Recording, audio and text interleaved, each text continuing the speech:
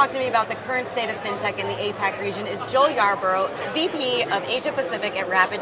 Joel, thank you so much for joining me. Thank you for having me. So I'd love to hear your thoughts on the current state of fintech in the payment space here in APAC.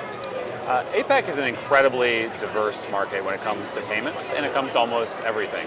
So the state of fintech here is diverse, right? We have an incredible amount of innovation happening at a country level. We have progressive regulation all around the region where regulators are looking at each other and trying to drive change, create new payment methods, drive real-time payments. And then we have a fintech ecosystem that's built on top of that very fertile ground. So what we see every single day is change, and that's kind of the watchword that we have is continuous change, but in a very positive direction. And what are some of the challenges that companies are facing here in this space? Honestly, it's really how do you manage that level of diversity?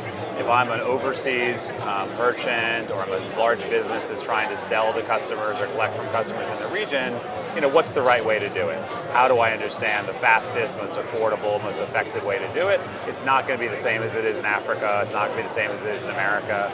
So how do they really get themselves into the market in an efficient manner and make things happen? It's very challenging for people coming from outside, and even for people from coming inside the region, it's changing that quickly, right? A market like Singapore 3-4 years ago was very static from a credit cards, PayPal, cash, sort of traditional bank transfers market, and now we have this incredible explosion of innovation with wallets, digital banking coming up, real-time payments, new lenders in the market who are operating as wallets, ride-sharing platforms driving wallets. One thing after another is being very, very explosive. And so that's the challenge people have to handle is how do they ride that curve in a way that's relevant to the market and relevant for their business. So how is Rapyd then ultimately helping solve for those challenges, and where do you fit into the ecosystem? Ultimately, Rapyd is about one thing, which is simplicity, right? Our job is to make it so that global or super regional companies can expand into new markets simply, make good ROI on their investments so they can access that change. So with one API, one financial reconciliation process, they get access to the full diversity of the market without having to reinvent the wheel again and again and again, so they can focus on their core business. And I've heard this term super app thrown around. Can you explain that?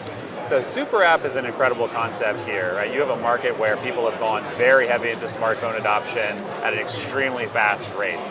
Places like Myanmar went from 0 smartphones 5 years ago to 2.1 smartphones today. So people are adopting the internet in an extremely fast category, but at the same time, they don't have hundreds of apps on their phone. So there's an incredible opportunity for large platform companies like Grab, like Gojek, to really understand what happened in China in similar circumstances or India in similar circumstances to offer everything that somebody wants in one single platform, right? So if you're not one of those platforms and you are a big company yourself, you're feeling pretty threatened, right? How do I engage my users without losing that connectivity? So when we look at Super App as a service, it's how do we bootstrap thousands more partners into that ecosystem so they can provide payment-like services themselves very, very efficiently in a way that makes sense for their customers, right? To create balances, top them up, drain them, create payment use cases, create new services that are adjacent to them but very interesting from a customer engagement standpoint.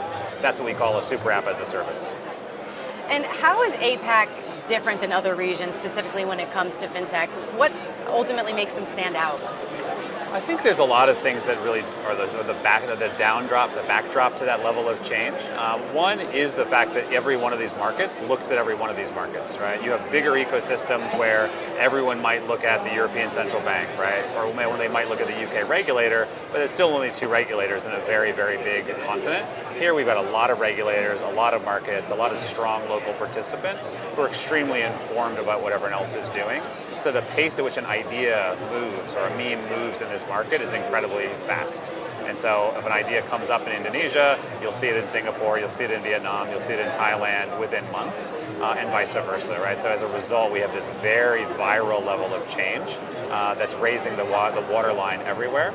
And then people like the MAS do an incredible job of trying to synthesize across that change, be a bridge to everyone else. If you look at things like our real-time payment system here in Singapore, they've announced bilateral partnerships in Thailand, Philippines, Malaysia across the border in ways to really drive virality of payments in a way that I don't think you see in other regions. You don't see that kind of collaboration or competition between countries in the same way. They operate more like islands. This region operates as an ecosystem that's informed based on what the rest of the ecosystem is doing. Absolutely. And what do you think the future looks like in Asia for fintech? Continuous change, honestly. I think there's, if you're a large player today, you want to believe that the monoculture exists, right? That a few brands eat the world. I don't think there's any evidence of that. So you and I are here at the FinTech Festival today. There's no evidence, right? You walk around, what you see is massive change, a conference that's much larger than before, interesting players doing interesting things absolutely everywhere. So when we look out 3 to 5 years, we think that pace increases, not decreases, as the barriers to entry go down, as platforms like Rapyd make it easier for more people to get into this space. We think we'll see a lot more innovation in the future, even than we do today. And what do you think is ultimately driving this change in Asia as well? Is it consumer demand? You're seeing a lot of that in other regions. What is it specifically? Ultimately, I think it's opportunity, right? It's opportunity and it's optimism. You're talking about, Asia writ large is an ecosystem where massive numbers of people live. They're moving into the middle class at a massive rate. That's driven by education, it's driven by access to technology, access to the internet, and an openness to the world, right? You see people who are self-educating at an incredible pace and building new businesses at an incredible pace, which is a foundational, it's optimism at the get-go. And Rapyd recently raised $100 million in your Series C, so congratulations on that. Thank you very much. But what advice would you give to startups looking to get funding? I think focus on what you need to do, right? I think at the foundation you have 4 things that matter, right? Product market fit. If you don't have product market fit, you have nothing. Figure that out, right? Capital is a byproduct of that, as is building a great team, right, with great cultural values, and then executing. And the more that you can align yourself to fit and execution, and on top of a great team, the capital both follows and precedes it. So value proposition is paramount. Absolutely.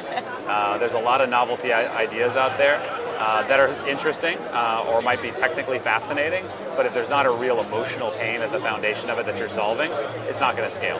No, makes sense. Well, Joel, thank you so much for your insights today. It's been a pleasure. Thanks for having me. From Medici Studio, I'm Shannon Rossick.